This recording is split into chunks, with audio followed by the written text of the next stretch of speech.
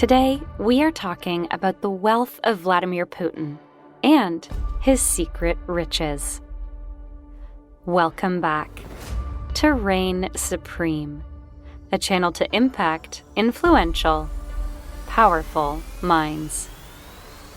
Vladimir Putin may be the world's wealthiest man, but U.S. restrictions on Vladimir Putin's personal assets seem to be an empty gesture on paper. Despite being generally regarded as one of the world's wealthiest men, official Russian papers show that all he possesses are a couple of old vehicles, a modest apartment, and whatever money the 69-year-old former KGB agent has saved from a salary of roughly $140,000 US. Nobody thinks the official records portray the true situation. It's widely believed that much of Vladimir Putin's wealth is kept secret by the so-called Russian oligarchs and their families, as well as their associates. In 2018, the Kremlin revealed that President Putin earned around 8,600,000 Russian rubles. As a matter of fact, it's said that Vladimir Putin has a number of properties, including 43 aircraft, yachts, a fleet of costly automobiles, and a presidential mansion where Vladimir Putin's opponent Alexei Navalny used to make viral videos. Recently, former Russian government advisor Stanislav Belkovsky believed that the Russian leader's wealth was worth roughly $70 billion, while the U.S. hedge fund investor Bill Browder thought that this sum was more likely to be in the vicinity of $200 billion. According to Browder, Putin has amassed $200 billion in ill-begotten riches. In order to avoid asset freezes and seizures, he keeps all of his money in the West. If this is true, President Putin would be one of the world's wealthiest men, beating out Warren Buffett, Mark Zuckerberg, Bill Gates, and even Amazon founder Jeff Bezos. He based his estimates on a contract Putin allegedly reached with the oligarchs in 2004. Unlike the mafia, they couldn't reject the deal. Putin would get half their profits. He doesn't have any money in his own name. Furthermore, Vladimir Putin has a multi-billion-dollar fortune, but the origins of it remain a mystery. However, a Forbes article published in January 2022 outlines three main theories. The first theory pertains to Mikhail Khodorkovsky, a Russian billionaire who is formerly thought to be the country's richest man with an estimated fortune of $15 billion US. But in 2003, Khodorkovsky was imprisoned on allegations of fraud and tax evasion, both of which he always denied doing. It is commonly assumed that Putin was behind Khodorkovsky's imprisonment, which happened just months after he criticized Putin for governmental corruption. After his imprisonment, his fortune was frozen, and also the oil firm Yukos was liquidated. According to Browder in Forbes, Putin may have used the arrest of Khodorkovsky as a bargaining chip with other affluent Russians. The deal was, you give me 50% of your fortune, and I'll let you retain the other 50%. If you don't, he'll seize your whole fortune and toss you in prison. Next, Forbes highlights a second theory that Putin gained his money via his political power, with members of his inner circle providing him with cash or business shares in return for his help. Over the years, several of Putin's close friends and colleagues have earned vast fortunes. In 2017, an article titled Putin and the Proxies estimated that Vladimir Putin's close circle was worth approximately $24 billion US. A specific example of corruption is a Russian billionaire and Putin ally, Arkady Rotenberg, who was paid over $7 billion in public contracts leading up to the 2014 Sochi Winter Olympics. According to Forbes, the third theory, titled the Bluster Model, investigates the possibility that the Russian president does not genuinely have large amounts of money and just provides the appearance that he does. Putin, according to Bloomberg writer Leonid Bershidsky, has no need for personal wealth. Bershidsky said he has the whole country at his beck and call.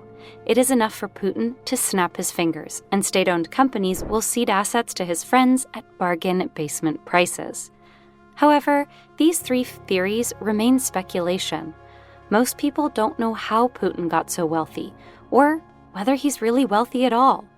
All this money is held in offshore accounts, investments, and properties. In 2017, the National Bureau of Economic Research issued research that suggested affluent Russians had an estimated $800 billion stashed abroad. That comprises a substantial amount of real estate, mostly in Europe. Oliver Bullough, a British money laundering specialist who was recently stationed in Russia, is ready to begin kleptocracy tours around London, highlighting luxurious houses owned by Russian billionaires. Bullough was formerly located in Russia. On top of that, Transparency International estimates that approximately $2 billion in British real estate have been purchased by Russians with Kremlin connections or links to corruption. Much of it is in London, Russia's laundromat, or Londongrad, as some call it. They often use their children or close associates as cutouts to hide their wealth. After that, there are palaces, super yachts, and private planes. The 265-foot luxury yacht Graceful was observed unexpectedly departing Germany for Russia a few weeks before Putin's invasion of Ukraine, which made Kremlinologists chuckle. Whereas analysts think the ship belonged to Putin and that he was moving it to a more secure location to protect it. Then, in January 2021, a video of the Putin's palace home on the Black Sea went viral. People say that Putin owns a beautiful 190,000 square foot mansion that sits on top of a cliff and looks out over the Black Sea. It is widely regarded as the country's biggest private mansion and serves as his personal palace. Putin's estate has frescoed ceilings, a marbled swimming pool with sculptures of Greek gods, a 27,000 square foot guest house, baths with traditional hammams, a musical parlor, dressing rooms for all of his employees, an amphitheater, a state-of-the-art ice hockey rink, a Vegas-style casino, a nightclub with stripper poles, a barroom with more than $100,000 worth of wine and spirits, an underground tasting room overlooking the water, and much more. Moreover, the majority of the property is apparently designed by Citerio Etena, an elite luxury Italian company, and includes Louis XIV-style couches, $500,000 in dining room furnishings, and a $54,000 bar table. It even has bathrooms with luxury $850 Italian toilet brushes and $1,250 toilet paper holders. On top of all of the expensive furniture, a 40-person staff spends $2 million every year just to keep the property's landscaping in good shape.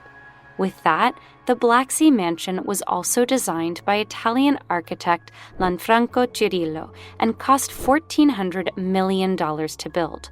Furthermore, according to an investigation by Reuters, the money for this costly project was allegedly laundered via the country's 22,918 rubles Health National Initiative, in which the state purchased pricey medical equipment from a business controlled by Putin's pals Nikolai Shamalov and Dmitry Gurlov at a significantly inflated price. Records show that the two men sent about $56 million to a Belize company's Swiss bank accounts. Then, the Belize account sent about $48 million to an account controlled by Medea Investment, a company that Cirillo himself ran. According to the Moscow Times, all claims against Shamalov, Gurlov, and Cirillo were refuted. The Kremlin denies Putin owns the mansion, claiming it is owned by a rich businessman. However, Russian commentators label it as a clear falsehood, claiming that no businessman can have properties secured by the FSB, Russia's government security service, with a no-fly zone above them.